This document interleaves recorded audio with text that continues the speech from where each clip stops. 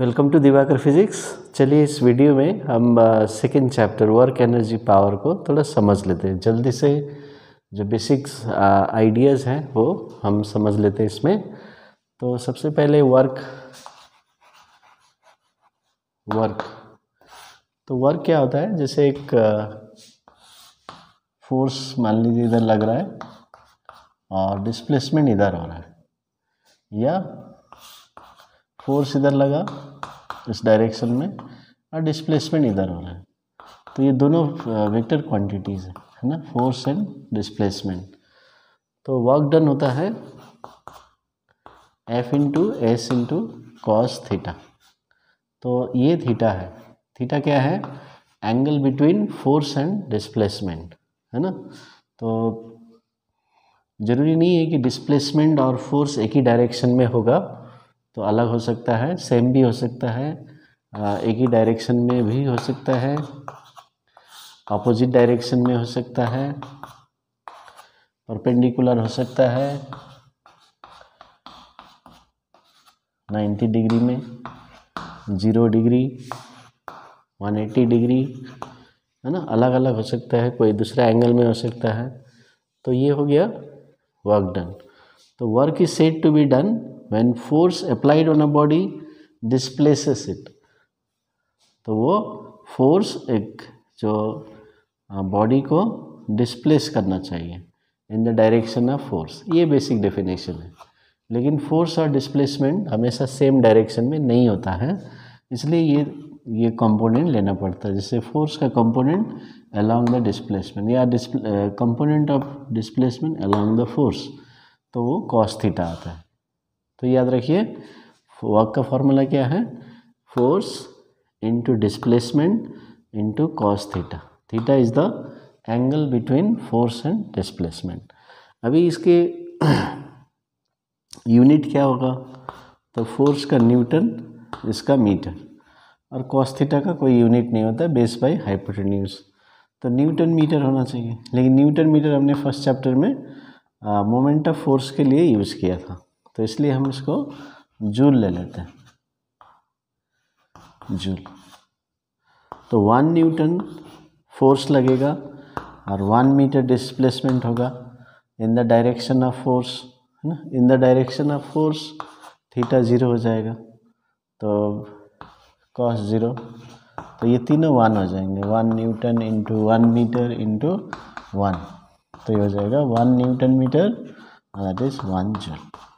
तो 1 joule work क्या है, 1 joule work is said to be done when 1 Newton force applied on a body displaces it by 1 meter in its own direction। in its own direction लिखना जरूरी है, नहीं तो theta 60 degree होगा तो cos 60 हाफ हो जाता है, तो 1 जूल नहीं आएगा, हाफ जूल आएगा। तो इसलिए 1 जूल होने के लिए 1 Newton force should displace the object in its own direction। अभी देखिए फोर्स को डाइन से भी मेजर करते हैं, CGS unit. So 1 dyne, displacement centimetre, CGS unit, cos 0, है ना। तो ये हो जाएगा 1 डाइन सेंटीमीटर, तो इसको बोलते हैं 1 अर्ग। सो 1 अर्ग वर्क इज डन। तो अभी 1 जूल और 1 अर्ग में क्या रिलेशन है, तो 1 जूल का मतलब क्या हो गया, 1 newton into 1 metre in its own direction, cos 0 1। तो 1 न्यूटन होता है 10 to the power 5 डाइन, और 1 मीटर होता है 100 सेंटीमीटर, और कॉस 0 1 हो गया, तो ये हो गया 10 to the power 7 dyne centimetre. तो 10 to the power 7 dyne centimetre होता है अर्ग, तो इसलिए अर्ग। तो 1 जूल इक्वल्स टू ये। अभी बोर्ड एग्जाम में पूछ सकता है 1 अर्ग इक्वल्स टू डैश जूल, तो क्या लिखेंगे, तो 10 to the power -7, क्योंकि 1 joule is equal to 10 to the power 7 erg, 1 erg is 1 by 10 to the power 7, 10 to the power -7 joule. तो इस तरह से MCQ में शॉर्ट क्वेश्चन में आ सकता है। तो ये हो गया यूनिट, तो ऐसा unit joule, CGS unit arc, and this is the relation. अभी हम टाइप्स ऑफ वर्क जल्दी से करेंगे, है ना. टाइप्स ऑफ वर्क अभी depending on theta the angle between force and displacement, तो 3 टाइप्स के वर्क हम डिस्क्राइब करेंगे. ठीक है. तो टाइप्स ऑफ वर्क में हम फोर्स का डायरेक्शन, तो पहले ले लेते हैं फोर्स और डिस्प्लेसमेंट सेम डायरेक्शन में है, तो क्या होगा इसमें थीटा 0 हो जाएगा. तो वर्क डन हो जाएगा F into S into cos 0, तो F इंटू एस हो गया. तो ये हो गया मैक्सिमम पॉजिटिव वर्क. तो जल्दी से देख लीजिए, फोर्स और डिस्प्लेसमेंट एक ही डायरेक्शन में होगा. तो जैसे एक बॉडी है, एक बॉडी यहाँ से फॉल करता है, फ्री फॉल, तो इसका फोर्स किधर लग रहा है, तो weight, gravity, force of gravity ये नीचे लग रहा है. और देखिए बॉडी भी इधर से डिस्प्लेसमेंट हो रहा है सेम डायरेक्शन में, तो force and displacement same direction में हो रहा है, तो maximum positive work. So example क्या समझेंगे, ग्रेविटी या force of gravity does positive work और maximum positive work on a freely falling body. तो देखिए यहाँ पर एग्जाम्पल आपको पूछेगा, आपको लिस्ट दिया जाएगा, एग्जाम्पल पूछेगा या लिस्ट में से आपको सिलेक्ट करना पड़ेगा कौन सा पॉजिटिव वर्क है. तो ये आप याद रखिए. कैसे, आप हमेशा ध्यान रखना है फोर्स और डिस्प्लेसमेंट एक ही डायरेक्शन में हो, चाहे वो वर्टिकली होगा, हॉरिजॉन्टली होगा, दिस साइड होगा, एक ही डायरेक्शन में होना चाहिए. तो ये हो गया पॉजिटिव वर्क. अभी दूसरा सिचुएशन हम देखते हैं. आप फोर्स इधर लगाया और डिस्प्लेसमेंट इधर हो रहा है, या फोर्स इधर लगाया डिस्प्लेसमेंट इधर हो गया, या फोर्स ऊपर लगाया डिस्प्लेसमेंट इधर हो गया. तो एंगल कितने हैं फोर्स और डिस्प्लेसमेंट के बीच में, तो थीटा इज 90 डिग्री. तो वर्क डन क्या होगा, F into S into cos theta, F into S into cos 90, तो F into S into 0, that is total 0. तो ये हो गया 0 वर्क. और इसको मिनिमम वर्क बोलते हैं.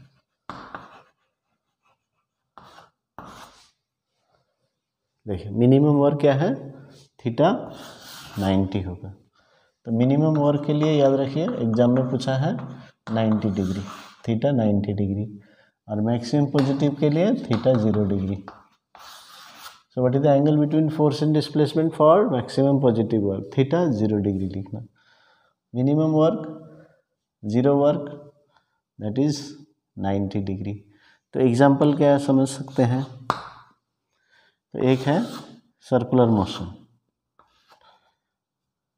तो एक ही पॉइंट में एट एनी इंस्टेंट इसका वेलोसिटी इधर है, तो डिस्प्लेसमेंट इन दिस डायरेक्शन है अलोंग द टेंजेंट, और फोर्स लग रहा है centripetal force towards the centre. तो आपको मालूम है रेडियस और टेंजेंट परपेंडिकुलर होते हैं, मैथ्स में पढ़ा है, तो इसलिए सेंट्रीपिटल फोर्स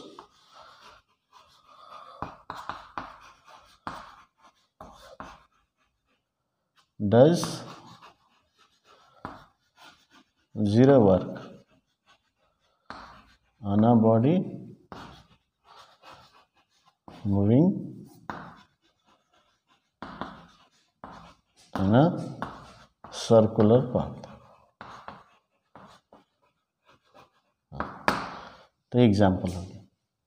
फिर ये वाला आप एग्जाम्पल याद रखिए. तो यहाँ पर मान लीजिए एक कुली अपने हेड में, ठीक है, अपने हेड में लगेज रखता है, तो वो नॉर्मल रिएक्शन फोर्स लगेगा, वेट नीचे होगा और कुली क्या करेगा, ऊपर की तरफ फोर्स लग रहा है, और कुली आगे की तरफ हॉरिजॉन्टली मूव कर रहा है, तो थीटा 90, तो work done 0.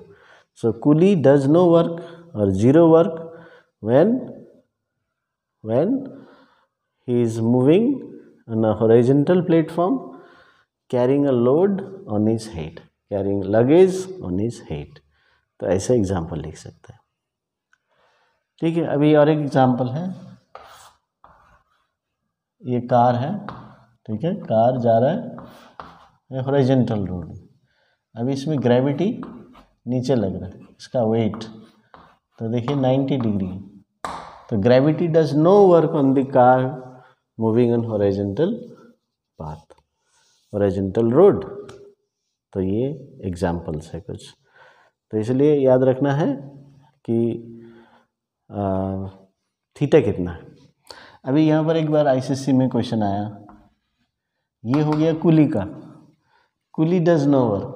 तो बच्चे लोग क्या करें, ओके कुली का एग्जाम्पल 0 वर्क नहीं, तो कुली पॉजिटिव वर्क भी करता है. तो जैसे ये लगेज रखा है ग्राउंड में, है ना, ग्राउंड लेवल में रखा है. अभी कुली क्या करेगा, इसको फोर्स लगा के ऊपर की तरफ इसको उठाएगा अपने हेड में रखने के लिए, है ना. तो इस केस में क्या हो रहा है, देखिए कुली ऊपर की तरफ फोर्स लगाएगा और बॉडी भी, लगेज भी ऊपर की तरफ जा रहा है, डिस्प्लेसमेंट. तो force and displacement same direction. तो theta 0, work done maximum. So coolie does maximum positive work when he is lifting the luggage to put on his head, but when he is carrying the luggage on his head and moving on the horizontal platform, तो क्या होगा, theta 90, तो work done 0 हो जाएगा. ठीक है, तो ये हो गया. कौन सा वर्क हमने देखा, पॉजिटिव और नेगेटिव, सॉरी 0, पॉजिटिव वर्क और 0 वर्क. तो अभी हम और एक टाइप का वर्क देखेंगे, नेगेटिव वर्क. तो नेगेटिव वर्क समझने के लिए जो फोर्स है डिस्प्लेसमेंट के साथ अपोजिट डायरेक्शन में होगा. तो फोर्स इधर लगाया, डिस्प्लेसमेंट इधर होगा. तो इस केस में थीटा 90 डिग्री, सॉरी 180 डिग्री होगा. और कॉस थीटा का वैल्यू है, आपको याद रखना, -1 होता है. ये क्लास 11 में आप सीख जाएंगे मैथ्स में कैसे नेगेटिव होता है. अभी इसे भी याद करना है क्लास 10 में. इसलिए work done F into S cos 180, तो -FS होगा. तो यह है maximum negative work. Maximum negative work तो कब होगा, थीटा 180 डिग्री होगा. तो 180 डिग्री होगा, मैक्सिमम नेगेटिव वर्क होगा. मैक्सिमम नेगेटिव वर्क कब होगा, जब थीटा 180 डिग्री होगा. तो दोनों तरफ से क्वेश्चन पूछेगा, एग्जाम्पल पूछेगा, डायग्राम देगा, लेकिन आपको ये याद रखना है. एग्जाम्पल क्या होगा, देखिए आप एक बॉडी को ऊपर फेंक दिया, वर्टिकली ऊपर फेंक दिए, है ना. तो आपने तो पॉजिटिव वर्क किया, आप फोर्स ऊपर दे रहे हैं, तो आप पॉजिटिव वर्क कर रहे हैं. ये मान लीजिए आपका फोर्स है, डिस्प्लेसमेंट ऊपर है, लेकिन इसके साथ साथ देखिए ग्रेविटी इसके ऊपर लग रहा है नीचे की तरफ, ये F2. So F1 does positive work, आपने जो लगाया, और F2 हो रहा है ग्रेविटी नेगेटिव वर्क कर रहा है. तो दोनों वर्क हो रहे एक साथ. तो इसका मतलब क्या है कि नेगेटिव वर्क के लिए अपोजिट डायरेक्शन होना चाहिए. नेगेटिव वर्क के लिए फोर्स एंड डिस्प्लेसमेंट अपोजिट होना चाहिए, है ना. तो अभी क्या लिखेंगे यहाँ पर, इसको लिखने का ज़रूरत नहीं है, ये जस्ट आपका आइडिया के लिए बताया. तो इसका एग्जांपल होगा, work done by force of gravity on a body moving vertically upwards. तो वर्टिकली अपवर्ड्स ऊपर जा रहा है, फोर्स नीचे है ग्रेविटी, है ना. तो इसलिए नेगेटिव वर्क होगा.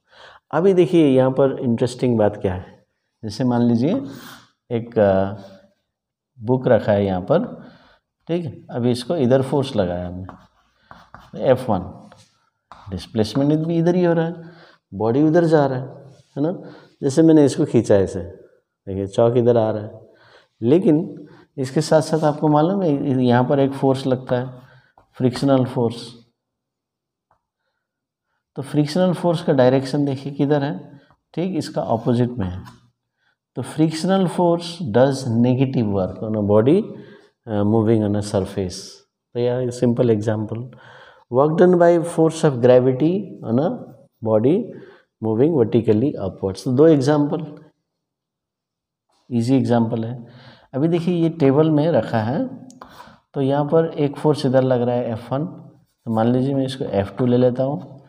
एक वेट है, इसको F3 ले लेता हूँ,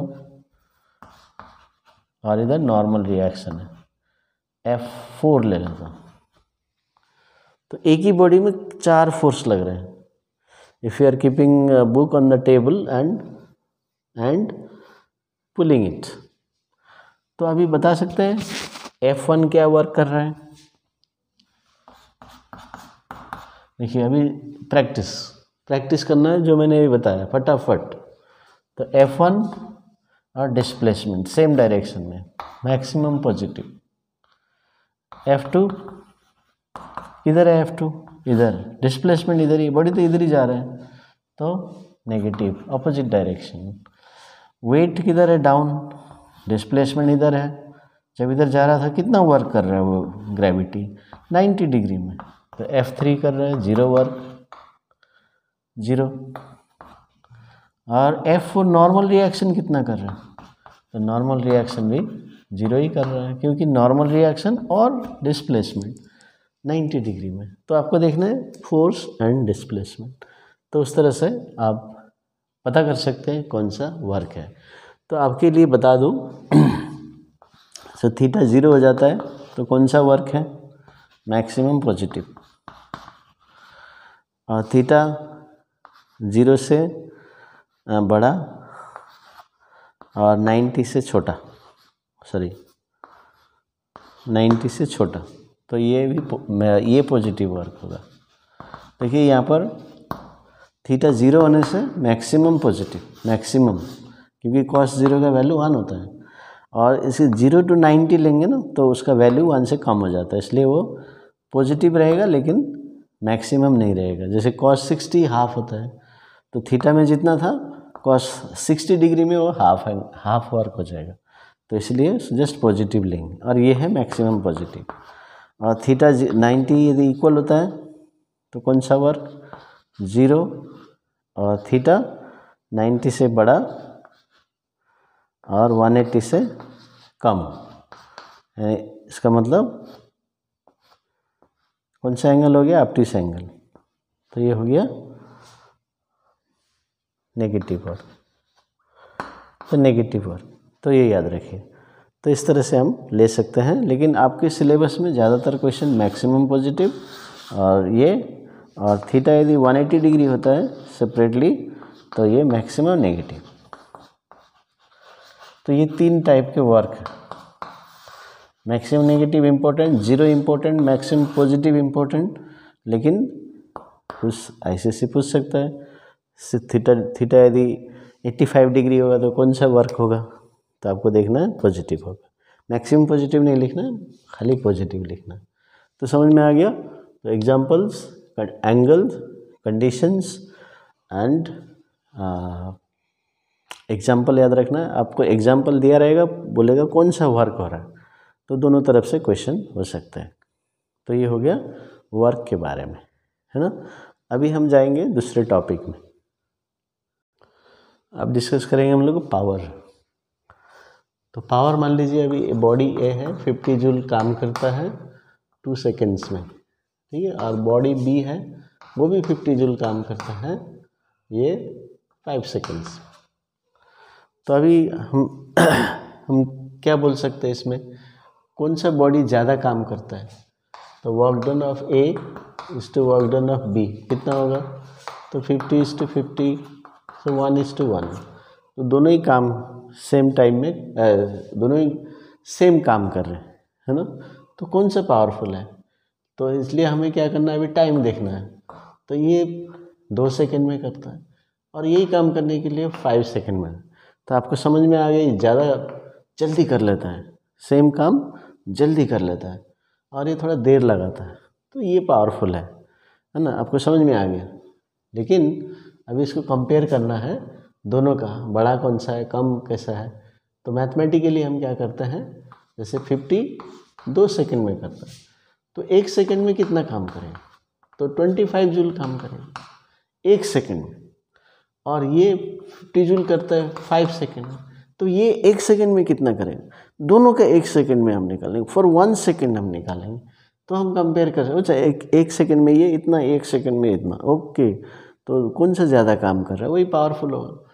तो इसलिए देखिए ये 10 जूल, तो 1 सेकेंड में ये 25 जूल कर पा रहा है, 1 सेकेंड में खाली 10 जूल कर पा रहा है, तो ये पावरफुल है। कैसे पता किया, देखिए 50/2, 50 क्या है, एनर्जी है, और या वर्क है, 2 क्या है, टाइम। तो इसलिए पावर क्या है, एनर्जी बाई टाइम, या power is equal to work done by time. तो ये फॉर्मूला। तो टाइम से क्यों डिवाइड कर रहे हैं, 1 सेकेंड में निकालने के लिए।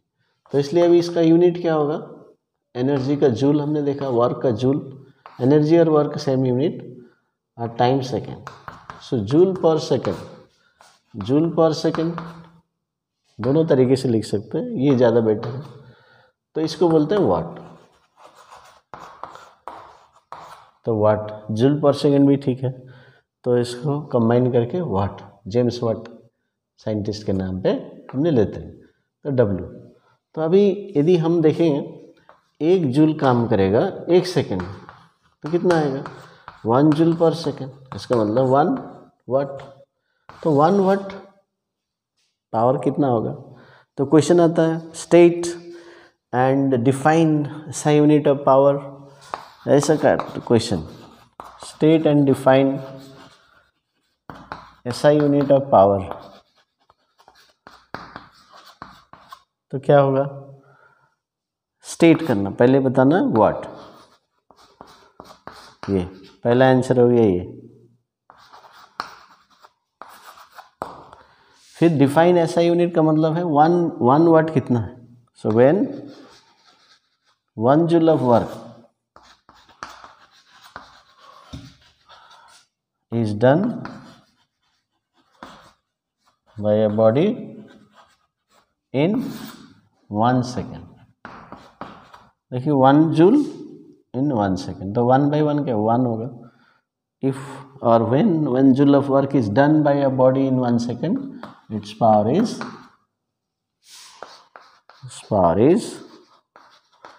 1 watt। तो ये हो गया SI यूनिट। CGS यूनिट में क्या लिखेंगे, अर्ग पर सेकेंड। तो ये CGS यूनिट है, जो एनर्जी का, वर्क का अर्ग और टाइम का सेकेंड, तो अर्ग पर सेकेंड, ठीक है। तो इस तरह से ये हम पावर कैलकुलेट कर सकते हैं। तो पावर का फॉर्मूला याद रख लीजिए। तो P equals to W/T, energy by time. तो W is equal to PT, energy is equal to PT, numericals में आ सकता है। वर्क डन निकालना, पावर दिया है, टाइम दिया है, तो वर्क डन निकाल सकते हैं P इंटू टी। पिछला टॉपिक में F into S cos theta, फिर यहाँ पर P into T. Power time दिया है, तो वर्क डन निकालने के लिए फॉर्मूला लगाएंगे PT, WPT, W is equal to PT, ठीक है। तो ये हो गया पावर के बारे में। अभी हम एनर्जी के बारे में जाते हैं। एनर्जी क्या है, तो कुछ बातें मैंने पहले से बता दिया। वर्क और एनर्जी इक्विवेलेंट है। तो वर्क डन करने के लिए हमें क्या करना पड़ेगा, फोर्स लगाना पड़ेगा, बॉडी को डिस्प्लेस करना पड़ेगा, ऐसे है ना, बॉडी को ऐसे डिस्प्लेस करना पड़ेगा। तो यदि हमारे पास एनर्जी नहीं होगा तो हम ये डिस्प्लेस नहीं कर पाएंगे, मुश्किल होगा, तो इसलिए हम वर्क नहीं कर पाएंगे। तो energy, that's why, is the ability to do work, ability और कैपेसिटी टू डू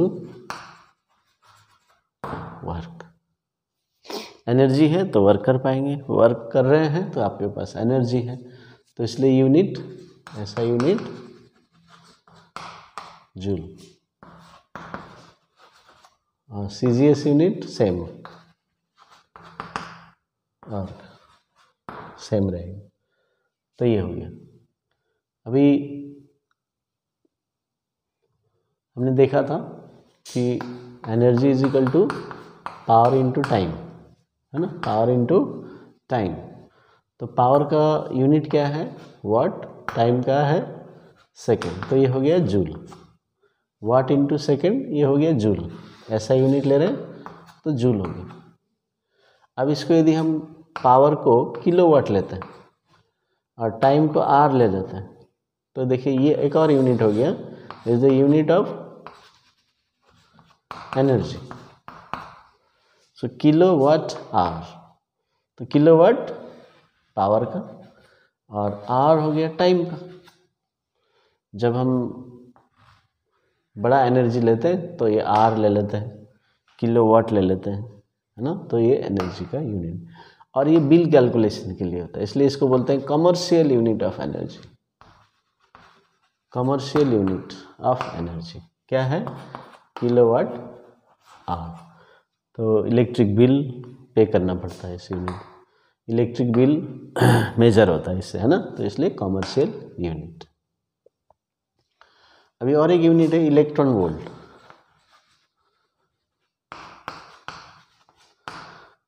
तो ये क्या है क्लास 9 में पढ़ा था, पोटेंशियल डिफरेंस W/Q। तो W क्या होगा, वर्क डन या energy, V into Q, V into Q. अभी इसमें क्या करेंगे, V को 1 वोल्ट ले लेंगे और Q को 1 इलेक्ट्रॉन ले लेंगे, तो क्या हो जाएगा 1 eV। तो इसका मतलब क्या है, when 1 electron is accelerated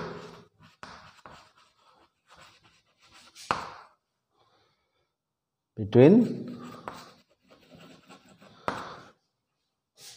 the potential difference of